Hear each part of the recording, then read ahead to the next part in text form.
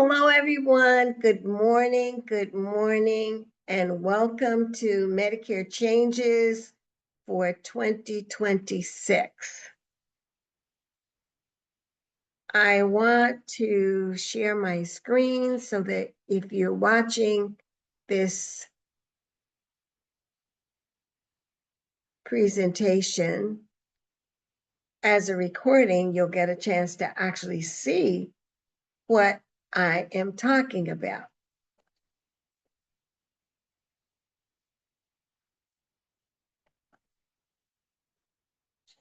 So now I believe that I am ready to start. Come on in and pull up a chair, get comfortable as I'm presenting to you. Thank you so much for joining me this morning. These webinars are available to you every Tuesday morning at 11 a.m. Eastern Standard Time. And the purpose of the webinar is to make you fully aware of changes in Medicare benefits, changes in Medicare procedures, changes for Medicare for 2026. Of course, I'm Faye, and I sell Medicare plans. I've been doing this for 23 years, and you can reach out to me. I'll answer any question that you have. I've worked in the insurance side. I've worked in the field. I've managed a team of Medicare captive insurance professionals and now own an agency where I do not represent all plans in your area.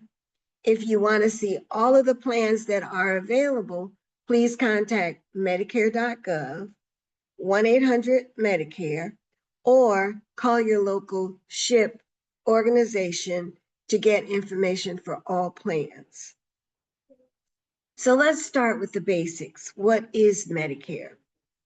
Medicare, as most of you know or have heard, is a federal health insurance program.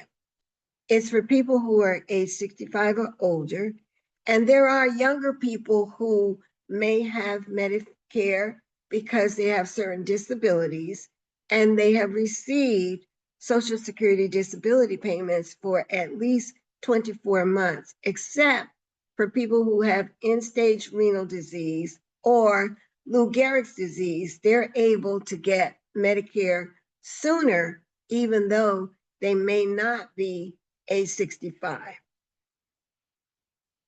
So Medicare, original Medicare, is made up of two parts. The first one is Part A, hospital, and the second one is Part B, medical.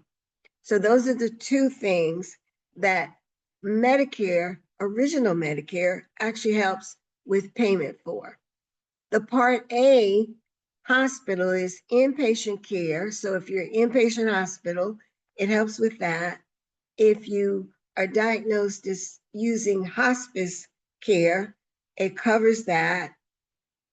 The inpatient hospital Part A also covers skilled nursing facilities and home health care. Now, when you look at the Medicare language, it says help with those expenses, those covered expenses. And things that are covered by original Medicare are going to be treatments for disease or injuries that are medically necessary. So there's no cosmetics, no fancy things, no terms, the additional things that are added on. It would be medical treatment for things that are medically necessary. And the reason Medicare says help with Part A and Part B expenses is because you're going to have some out-of-pocket costs. You may have deductibles, you may have co-insurance, you may have co-pays, but none of those have a cap.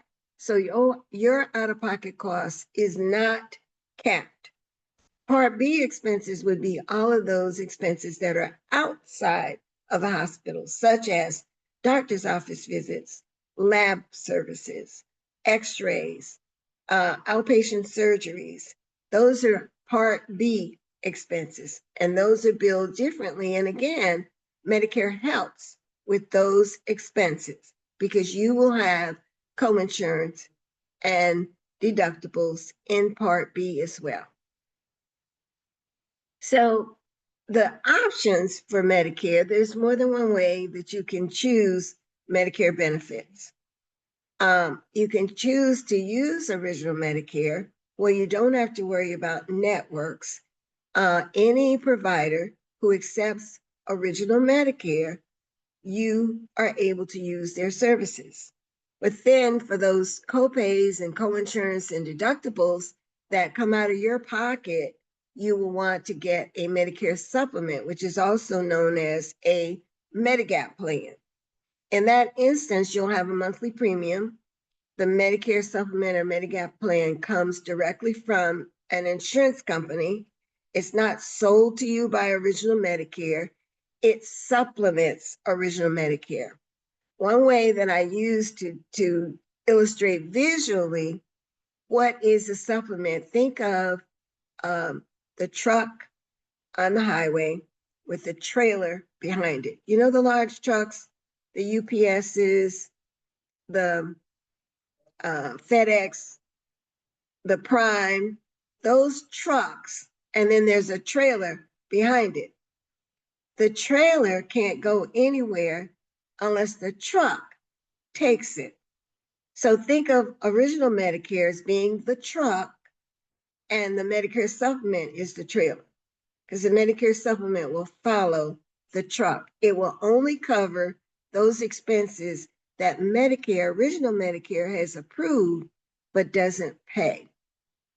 So you buy that policy from an insurance company and you have a monthly premium. Could be anywhere from $130 a month to $200 a month. Added to that, you will need a prescription drug plan.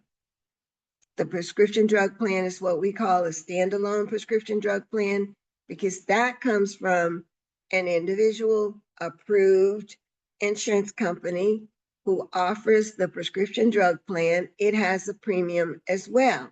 The premium for the prescription drug plan might be $35 to $135, depending on which prescription drug plan you need to cover the prescriptions that you have.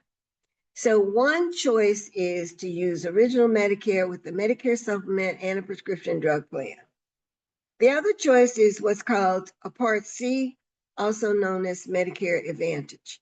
The Medicare Advantage plan combines the benefits of Original Medicare Part A and Part B, and in most cases also includes the Part D benefit.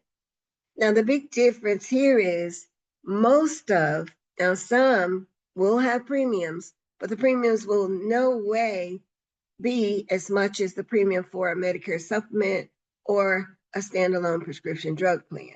But you have all of the pieces that you would have in that first choice that I just told you about in this one plan. And in most cases, you can find a program that can fit your needs with a zero monthly premium. Now, that doesn't mean that you don't have out-of-pocket expenses, unless you have what's called Medicare and Medicaid, which would be a dual choice. You may have out-of-pocket costs when you use certain services if you're looking at a Medicare Advantage plan.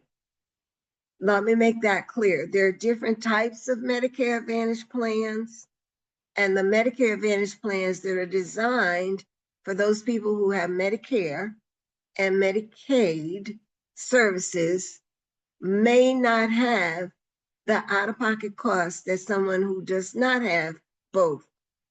So there are core Medicare Advantage plans, which can be an HMO or a PPO, and then there are dual, the Medicare and Medicaid plans that can be an HMO or a PPO as well. But the Medicare Advantage plan does include all of the benefits for Part A, Part B, and Part D.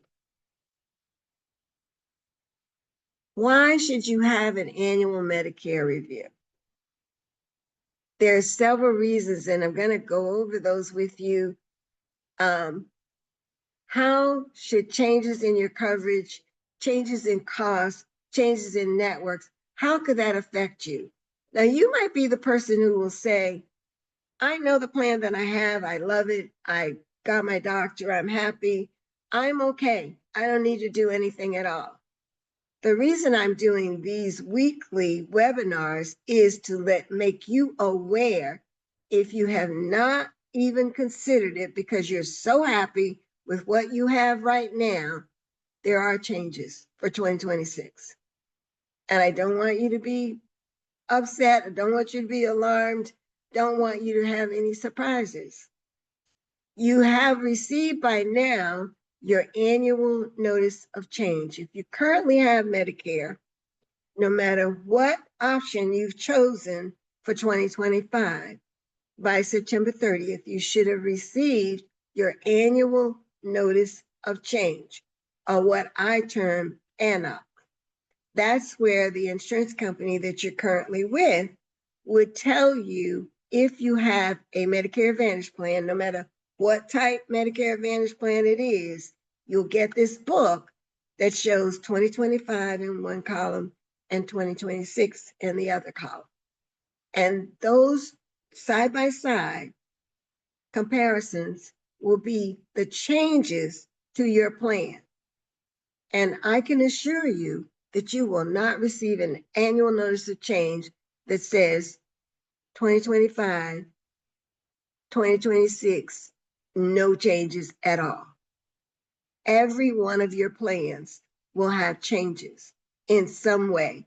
So it is important that you look at that annual notice of change, or at least sit with someone for 10, 15 minutes and let them go through it with you. There may be options that can help you to save money because of the changes that are coming about. And don't go away and don't get fretful. I will go over what changes you might affect you. All of them may not, some of them will. You're going to have changes. That's the bottom line. You will have changes. So there are some ways that are different for 2026 that an insurance professional can help you to save money. So now, how can I help you? The best way that I can help you is to do that little 10, 15-minute interview right after we finish with the webinar, so that you have the opportunity to know and hone in on whatever changes may affect you. Take 10 or 15 minutes out of your life so that you're not down the road. When January comes, you go to the pharmacy and it's a different story. Trust me, there are changes. So let's talk about what are the changes for 2026. In 2025, prescription drug had some tremendous changes, great changes. The maximum annual amount that a Medicare beneficiary could spend for covered prescriptions was capped at $2,000 for 2025. Well, that amount is going up to $2,100 for 2026. And again, if you have Medicare and Medicaid, your prescriptions were zero, and this was not something that you really had to worry about. However, if you have Medicare and Medicaid, depending on your level of Medicaid status, and each state has their own programs, but each state works on different statuses, levels of Medicaid. Depending on your level of Medicaid, you will have changes in what your prescription drug costs will be. The program that offered you zero for all covered prescriptions, if you had a dual plan, Medicare, Medicaid, in 2025, is no longer available. Let me let that sink in. Let me say it again. The zero for all covered prescriptions in 2025 for some levels of Medicaid is no longer available.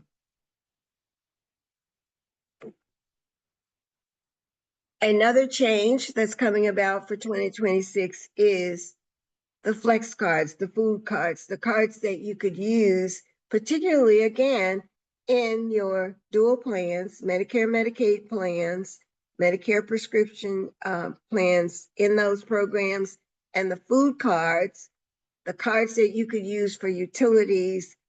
That particular program, which is known to us as the VBID, Voluntary Benefit Incentive Plan, is no longer available.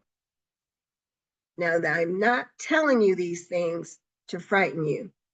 I'm telling you these things so that you can sit with an insurance professional who has already had to study, certify, pass examinations, and go through these various plans and learn what the differences are and how there may be other alternatives for you to still receive those benefits. Make it easy for yourself. Talk to an insurance professional, someone who can help you to actually look at those plans, look at particularly the plans for people who have Medicare and Medicaid, look at the level of Medicaid that you have, see what the changes for you will be in 2026, and make you aware of what is available for you. Another change in 2026 will be the increase in the Part B premium. The Part B premium, the standard premium, the floor level, at the floor, at ground level. The Part B premium for 2025 is $185. For 2026, that's $206.50. That's an increase. If you're new to Medicare and you will not have Medicare Part B until January of 2026 or beyond, you'll only see the $206.50. For those of you who are currently in Medicare, unless you have Medicare savings or some other program that's helping you to pay the Part B premium, your Part B premium will increase. Now, along with that, Social Security has said that they are expecting to also give you a 2.7% cost of living increase. That cost of living increase will absorb some of the increase for you, but it may not absorb all of the difference between the 185 and the 206.50. If you have a program now where that 206.50 is being reimbursed or paid through the state Medicare savings program, you just need to make sure that you are still eligible for your state's Medicare savings program. One of the options that you can choose for helping with this increase in Part B premium is looking for a plan that may offer you what's called Part B Give Back. Who is the person who can help you to find that plan if it's available in your area? The insurance professional. Formulary changes. This is another area where you may see changes. There will be tier changes, which means if a drug this year is a tier 1, next year it may be a tier 2. That may have little or no effect on what the cost to you will be.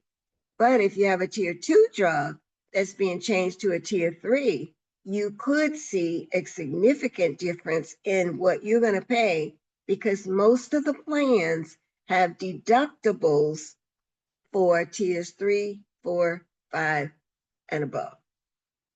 So that could be somewhere where you are affected, and that's why if you give the prescriptions to your insurance professional, they'll be able to use the tools that we have to put them in, and we can tell you exactly what your estimated cost would be for the drugs that you're taking. Also, if it's not a formulary change, there will be some drugs that have lower cost for 2026 because Medicare has already negotiated those pricing. They were negotiated this year, actually at the end of 2024 for 2026. So some of the tier 3 drugs that you have currently will have lower pricing. Also, there will be some drugs that will be removed from the formulary. They will not be covered at all. Formulary changes is something that you need to know about. Network changes. Yes, you love your doctor. Yes, your doctor is wonderful. Yes, you enjoy the staff. Yes, you know everybody in there and they know you. However, practices are still looking at how they can effectively do business. In other words, be medical providers, but still be profitable. So there are network changes. There are doctors who will not participate in certain plans. There are practices that will only take certain plans. There are practices that will only take certain types of plans. And in some rural areas, hospitals have decided because they can only do a certain number of people and take care of a certain number of people, that there will be plans that they will not accept. So network changes could affect you. In certain areas, there will be plans that you will get notice, if you haven't received it already, that that plan is not going to be available at all. So there are plan exits in certain areas of the country, some affected more than others, some where there are a greater number of people who are covered, and you don't want to be the last person to find out that your plan is not available. You do not want to be that person that goes to the pharmacy in January or call to order your prescription and find out that your plan doesn't exist, that the only thing you have is original Medicare. So plan exits you need to know about. Find out if your plan is going to be around. We talked about the benefit flex cards earlier. So now I've mentioned about 6 different things that could affect you.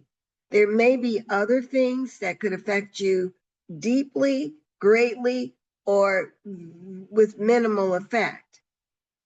The thing is, are any of these things going to affect you? Are any of these changes going to really, really stand out for you? How will you know? So these are the 6 things that are most prevalent for changes for 2026. The annual maximum for covered prescription drugs going to $2,100. The Part B premium going to $206.50. Formulary changes that could change the cost of your drugs. Network changes that could change who's serving you and who's the best provider for services for you. Plan exits where the companies have decided they're not going to offer certain plans in certain areas. And then, of course, the biggest thing for most of you who may have Medicare and Medicaid would be the changes to the flex cards or the food cards or the utility cards, the one that you're getting. But let me make this clear. That change does not only affect people who had Medicare and Medicaid, but it will affect people who had the dual plans most heavily. You definitely need to make some kind of adjustment so that you can still receive some of the benefits that you were getting. I've kind of tried to highlight here the things that are you have control over. The annual maximum, neither you nor I have control over. The Part B increase in premium, neither you nor I have any control over. The plan exits, neither you nor I have any control over that.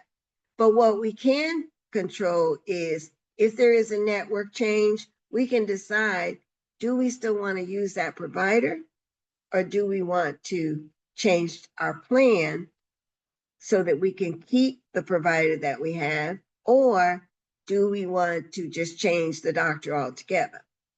That's a decision you can make. Formulary changes: by giving your prescriptions to an insurance professional, by sending your information to me, by having that 15-minute call right after this, you have the opportunity to have me look at all of your prescriptions, where they'll be covered best, and you can decide if you're good where you are or if you need to change. And then, of course, the benefit changes to those cards, that VBID benefit. It's going to a different type of benefit, but there's still a way that you can get assistance. That's something you definitely need to look for in 2026. So you may have questions, but I have Medicare answers. I am forced, as every other insurance professional is, to actually look at what each plan changes are, what fits my customer best. That's what I do. I've been doing it long enough that I know how to do it and have the time and the patience to work with each of you who are interested in knowing more about what the changes are for 2026. So this is my number, 407-340-6282. Schedule a 15-minute interview. Most often it's maybe about 10 minutes, that first contact interview, and it's so that we can at least just get a starting point of where you are and where you need to be. 15-minute interview. So in order for me to give you answers to the questions that you have, I need your written permission.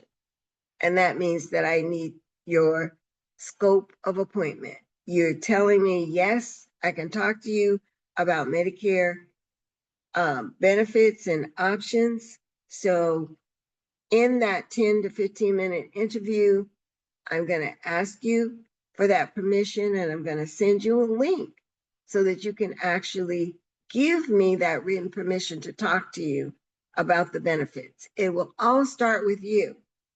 We're not bounty hunters. We're insurance professionals. So that means that I need to tell you what you might be looking for. You, as a prudent individual and adult, will know if any of these things hit home to you. So go ahead and set that appointment, or call me and we can set it.